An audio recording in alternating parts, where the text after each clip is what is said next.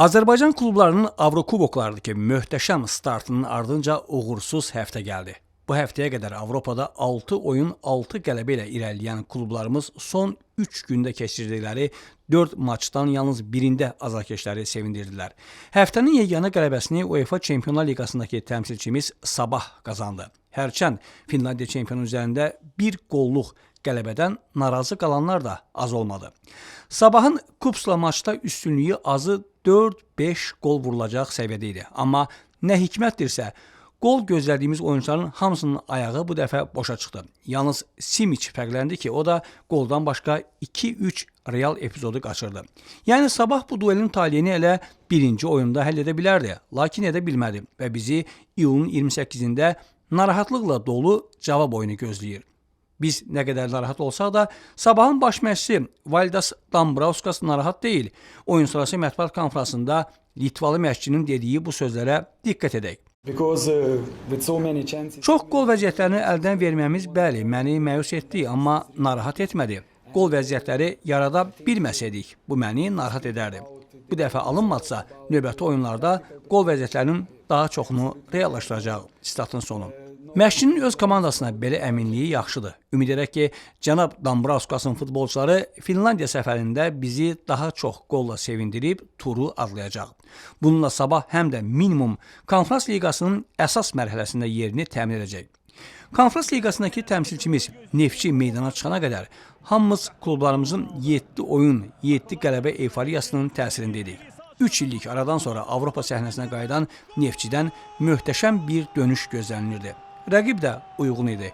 Avrokuboklarda ev oyunlarını UEFA'nın qadağası üzündən öz ölkəsində keçirməyən, son illər futbolu böhran yaşayan Belarusun tarixi klubu Dinamo Minsk. Neftçi 8 dəqiqəyə 2 qol vuranda artıq bu oyunu da, cavab maçını da unudub növbəti rəqib Portuqaliya Braqasının xəyallarını qururduq. Amma Neftçi qısa müddətdə bizi göylərdən yerə endirdi. Endirdi də yox, çırpdı. Dinamo Minsk olduqca bəsit bir qolla birinci hissədə fərqi azaltdı. Bu qapçı Emin Balayevin rəqibə hədiyyəsi oldu. Ona əvəzləyən Rıza Cəfərov da ikinci qolda Neftçiyə kömək edə bilmədi. Sonraki 2 qol isə Neftçinin müdafiə xətti özü rəqib üçün təşkil etdi. Bir sözlə, rəzalət dolu bir oyun. 0-2-dən sonra adi bir rəqibdən 4 qol buraxan komandaya nə deyəsən ki, ürəyindən tikan çıxsın. Bütün mövsüm boyu haray-həşirlə, dartma yaxam cırıldı ilə, hakimlərlə, affa ilə, çəkişmələrlə gəl Avropaya çıx, onda da elə birinci oyunda öz azarkeşlərinin qarşısında ağzının üstündən 4 sillə vurub geri qaytarsınlar və hələ o sillənin də ikisini bizim publikanı qıcıqlandıracaq bir erməni vursun. Neftçinin kapitanı və baş məşqçinin oyun sonrası açıqlamaları da oyunun özü kimi biabırçı idi. Kapitan Emin Mahmudov deyir ki, 2-0-dan sonra elə bildik oyunun taleyi həll olunub. Bunu yaşı 34-ə çatan, 20 ilə yaxın da peşəkar futbolda olan birisi deyir. Qarşıda 80 dəqiqədən çox vaxt qalarkən necə oyunun taleyinin həll olunduğunu düşünmək olar. Demək, sizin futbolçu təfəkkürünüz, peşəkarlığınız o deyil. Özü də deyir ki, neçənci dəfədir. Neftçinin oyununda belə olur. Bəs eyni hal dəfələrlə təkrarlanırsa, siz oyunçular, baş məşqçi nə işlə məşğulsuz? Baş məşqçi Yuri Vernudubun açıqlamasına bax hələ. Çox səhvlər etdik, rəqibə imkan yaratdıq. Rəqib bir uzun ötürmə edir və gəlir, fərqlənir. Bu necə olur? Statın sonu. Bu suala siz cavab verməlisiniz, hörmətli Vernudub. Epizodlar yarada bildik, ancaq sən vura bilmirsənsə, rəqib fərqlənir deyirsiniz. Bu futbolun qayda-qanunudur da, kim imkanlardan daha çox istifadə edirsə, o da qazanır. Neftçi bu qədər məşqi, təlim məşq toplanışını bəs nəyə görə keçib? Müdafiə ilə hücumun arasındakı boşluqda az qala mina bastırmaq olardı ki, Belaruslular qapımıza yaxınlaşmasın. Sanki orta xətt deyilən bir anlayış yoxdur Neftçinin oyun sistemində. İndi Neftçinin öz günahını yumaq üçün bir şansı var. Neytral meydanda, Bolqarıstanda oynayan Dinamo Minski səfərdə azı 3 top fərqi ilə məğlub etmək. Bakıda gördüyümüz oyundan sonra biz belə Neftçiyə necə inanaq axı?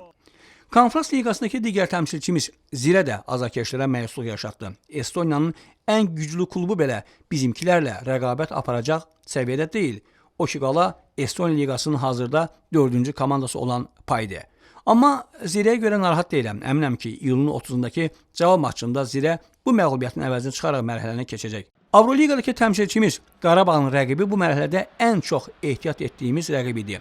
Bolqarıstan CSKA-sı gözlədiyimiz kimi də çıxdı. Möhkəm, müdafiədə son dərəcə diqqətli və etibarlı, praqmatik oynayan komanda.